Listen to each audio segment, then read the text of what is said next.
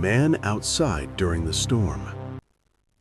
I've always loved thunderstorms. The sound of rain against the windows, the flashes of lightning illuminating the dark sky, there's something strangely comforting about it. At least, that's what I used to think.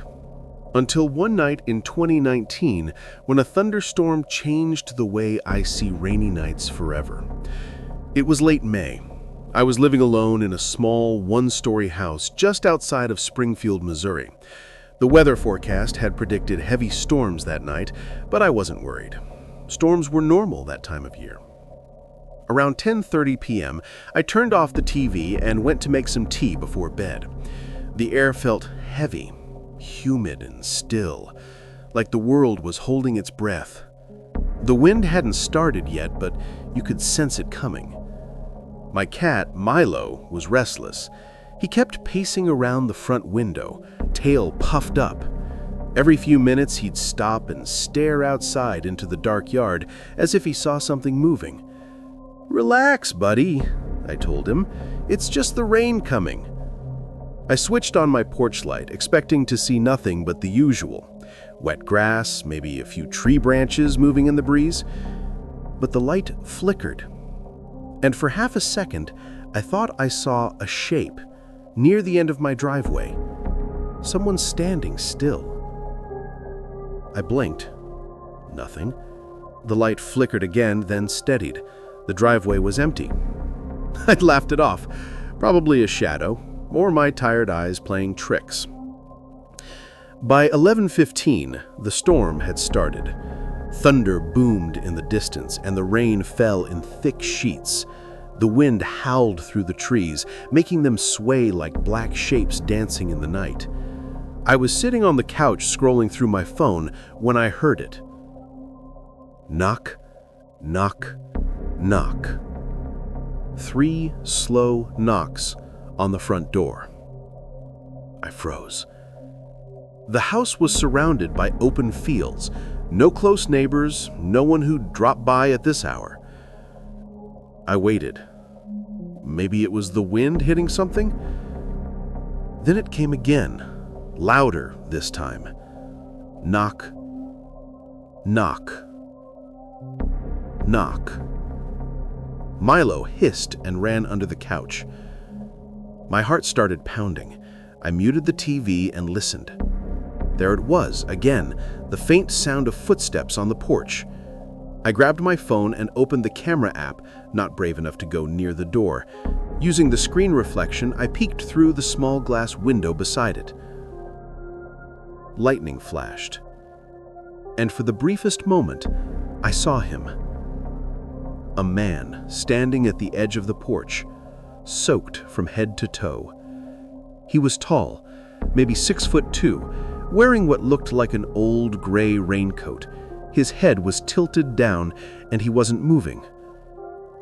"Hello?" I called out, my voice shaking. "Do you need help?" Nothing. I unlocked the door halfway but didn't open it. "Sir, are you okay?" Another flash of lightning.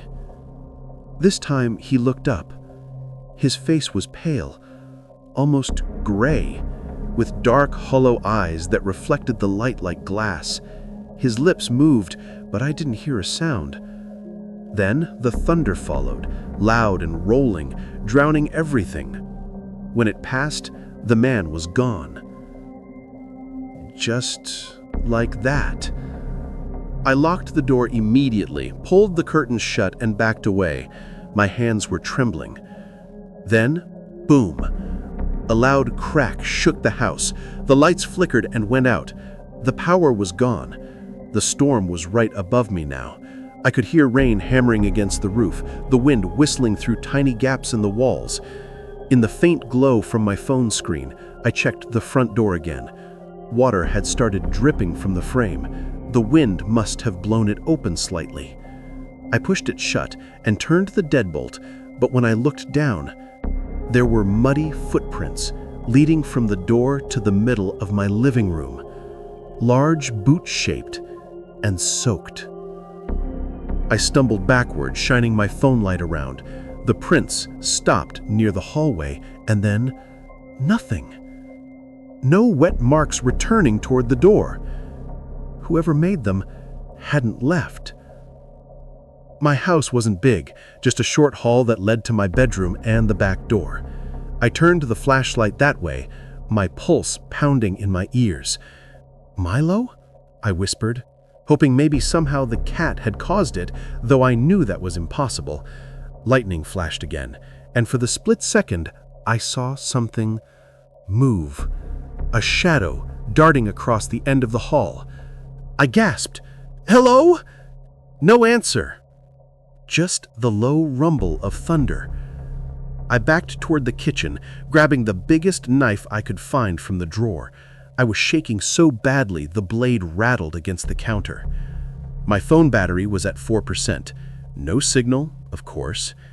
The air suddenly felt colder.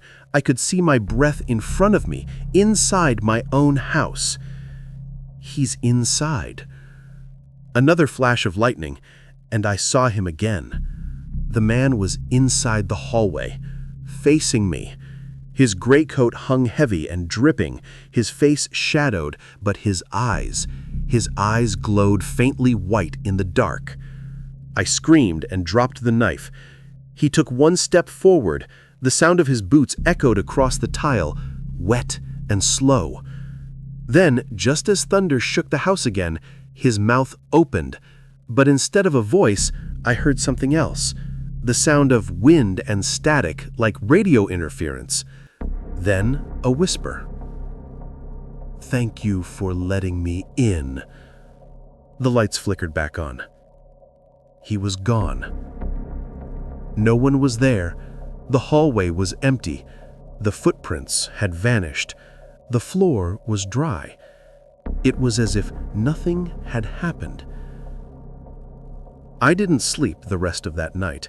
I sat on my couch, knife in hand, every light on in the house until sunrise. When morning came, I checked outside. The porch was soaked, the yard flooded, but in the mud near the steps, there were prints, large, boot-shaped, leading away from the house and disappearing into the woods. I told myself it was just some drifter seeking shelter. That's what everyone says when weird things happen during a storm. But then I noticed something else. On the inside of the front door, written faintly in the fogged glass, were the words, "I was already here." That was 4 years ago. Every thunderstorm since then, my cat hides before the first lightning strike, my lights flicker even when no one else is due, and sometimes, when it rains hard enough, I hear those 3 slow knocks again.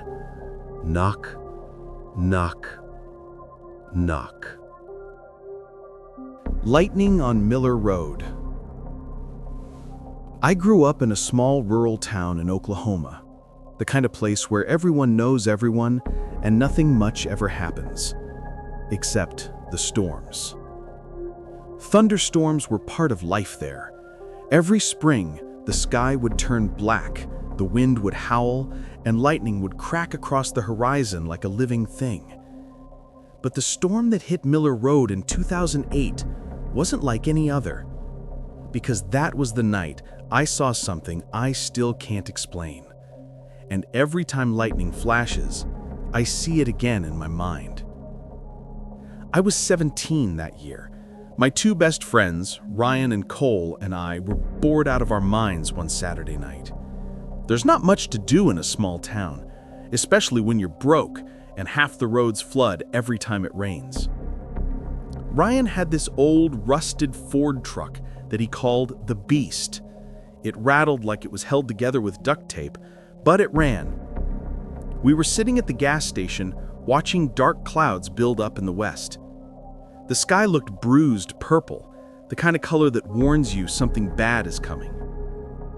Cole smirked and said, "Bet you're both too scared to go storm watching on Miller Road."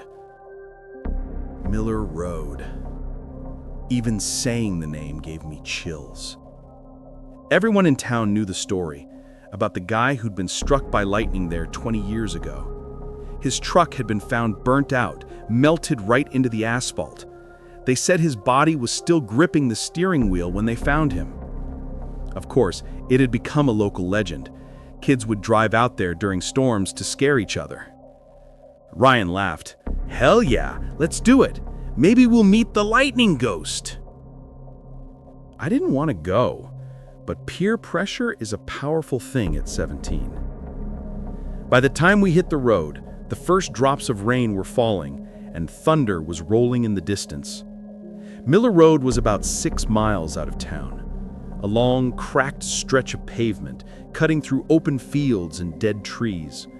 There were no streetlights, no houses, just miles of darkness. The truck's headlights cut through sheets of rain as we turned onto it. The storm was getting worse fast. The radio crackled with static, then went dead. Cole joked, "Guess the lightning guy doesn't like country music." We all laughed, but uneasily. Lightning flashed every few seconds, illuminating the road ahead. I could see the outlines of old mailboxes, broken fences, and a single stop sign that looked half-bent. Then, as Ryan slowed down, we saw it. A pickup truck parked on the side of the road. Old, rusted, no lights on. "Holy crap, that's the same kind of truck from the story," Ryan said, grinning. Cole nudged him. "Pull up next to it." Ryan hesitated but did it anyway. The rain hammered the windshield, wipers squeaking. We stopped about 10 feet away from the truck.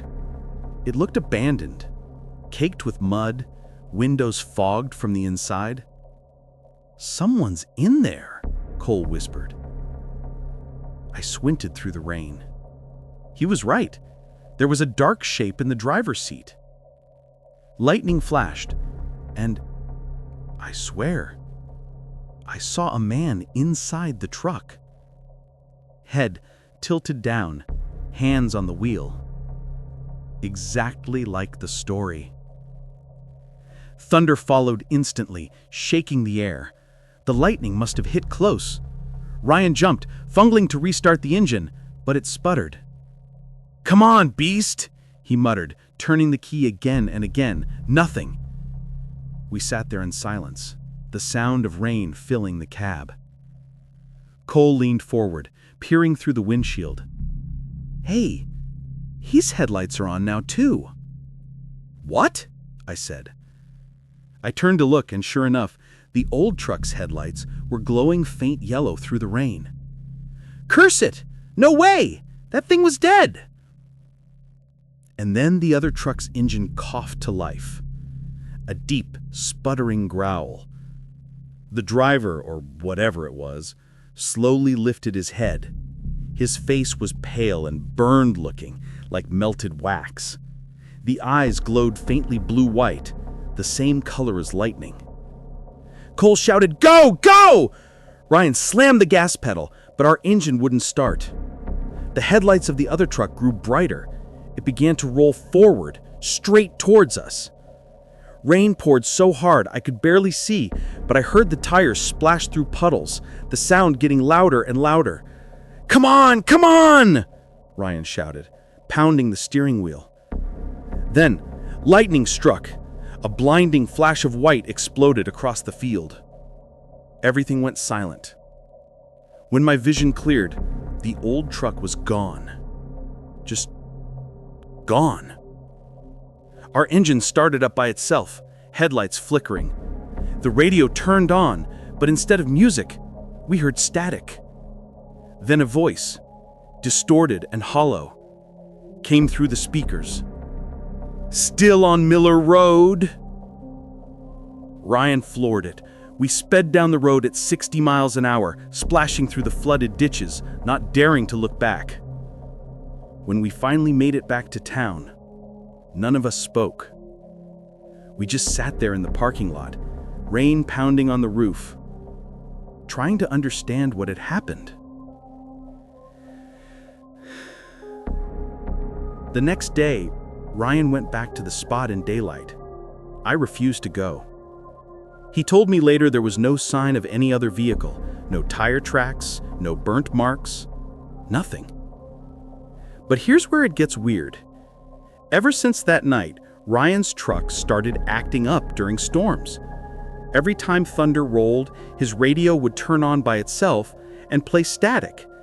Then a voice, faint but clear, would whisper that same line. "Still on Miller Road." At first, we laughed it off. He even recorded it once, but the recording was just blank static.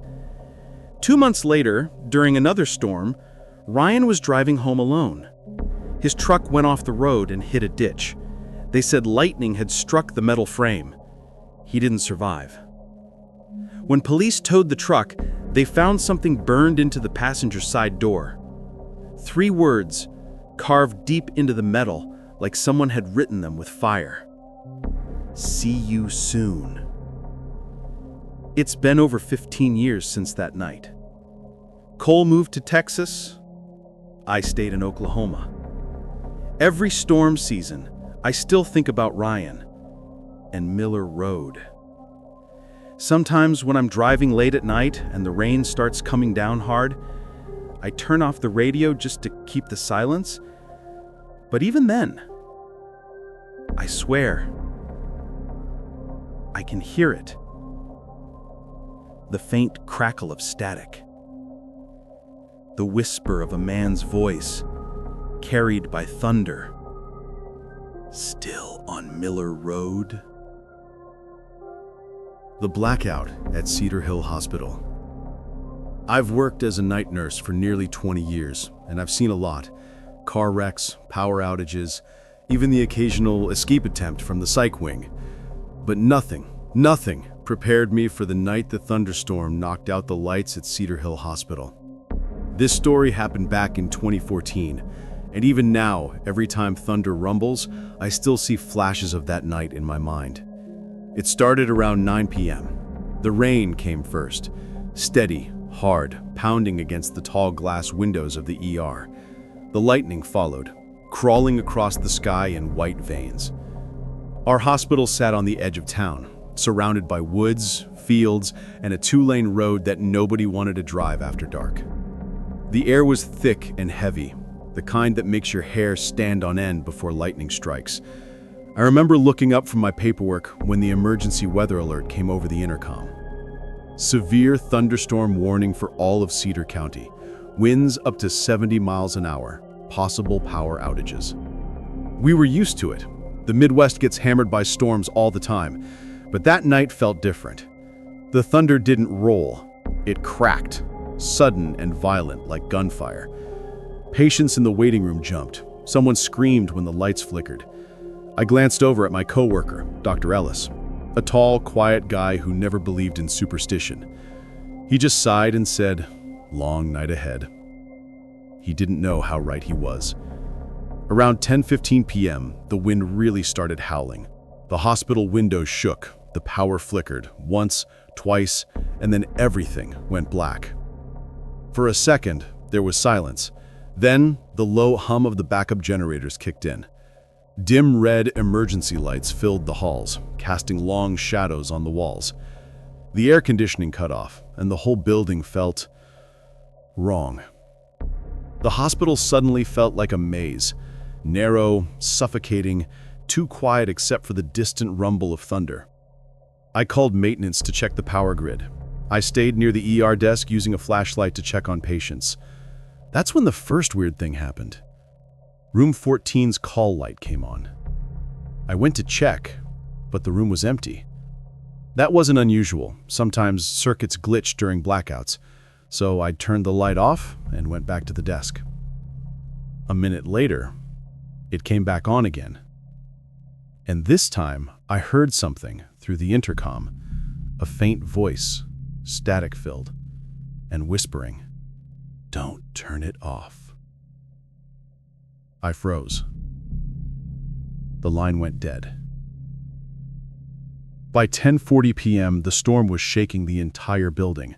Lightning flashed so bright it looked the halls through the windows. Ellis came over, flashlight in hand. "Generator's fine," he said. but half the security system's fried. That meant some doors wouldn't lock properly. Not great during a power outage. As he said that, we both heard it.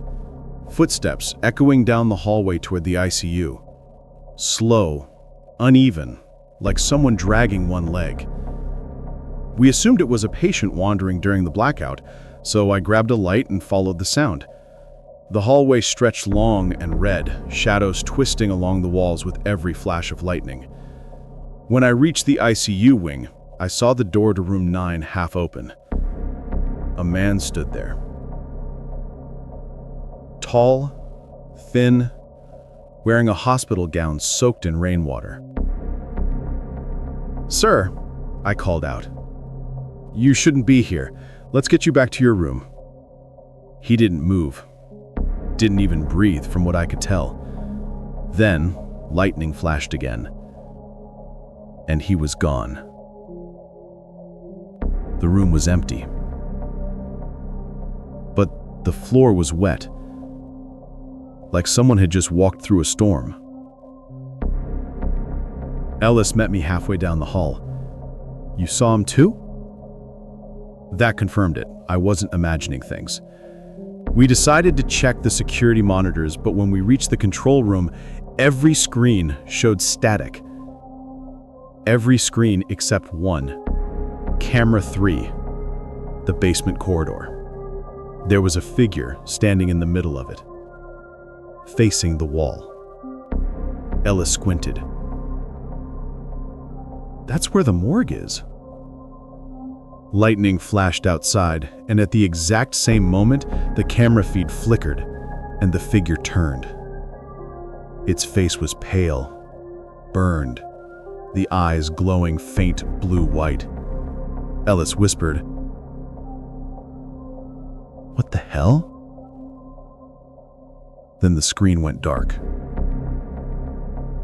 The morgue door. We shouldn't have left it alone, but Ellis wanted to make sure no one had broken in. We took the stairwell down to the basement. The air grew colder with every step, unnaturally cold, like walking into a freezer. The smell hit me next. Wet metal and ozone, the same scent that comes right after lightning strikes. The generator lights down there flickered, weakly, casting the morgue doors in a dull red glow. One door was slightly open. The tag read, "Body storage restricted." Ellis pushed it open with his foot. Inside, the air was freezing. Drawers lined the walls and condensation covered every surface. We stepped inside. And then, the lights went out. Pitch black. I heard Ellis curse softly, fumbling for his flashlight. Before he could turn it on, a voice whispered, close, right beside my ear, "You shouldn't have come down here." The beam of his flashlight finally cut through the dark.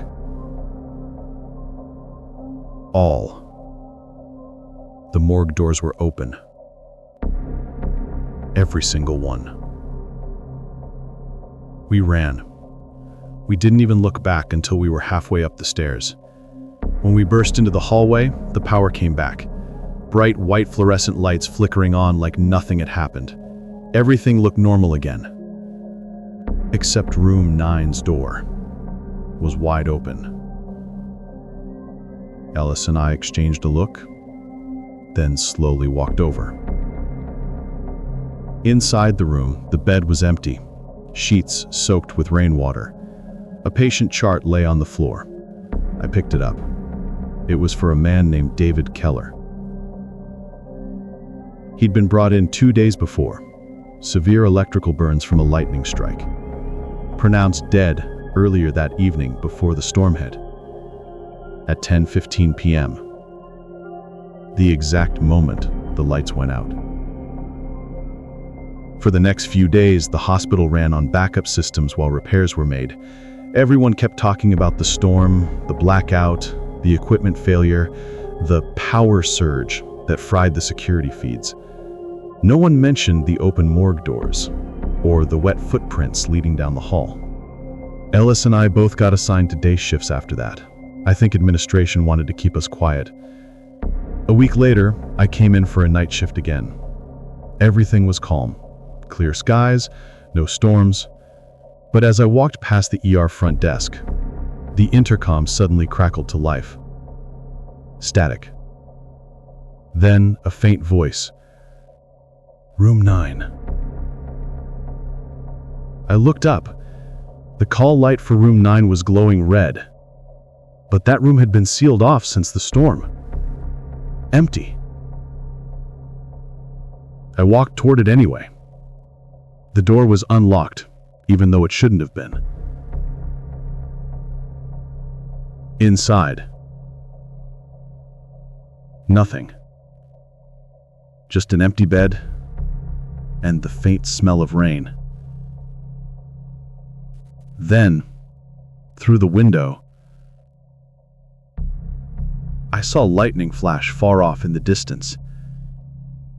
And for just a second, reflected in the glass, I saw him, standing right behind me. Pale face, burned skin, eyes glowing white blue. When I turned around, he was gone. But the intercom whispered again, faint and distant. Don't turn it off. It's been years since that night, but the hospital staff still talks about the storm ghost of Cedar Hill. Sometimes new nurses will swear they see a wet figure walking past the ER doors during heavy rain. Sometimes the lights flicker, and the intercom buzzes with static. I don't work there anymore, but every time there's thunder, my phone glitches, and a red notification pops up on my screen for a split second before disappearing. It just says, Room 9, call light on.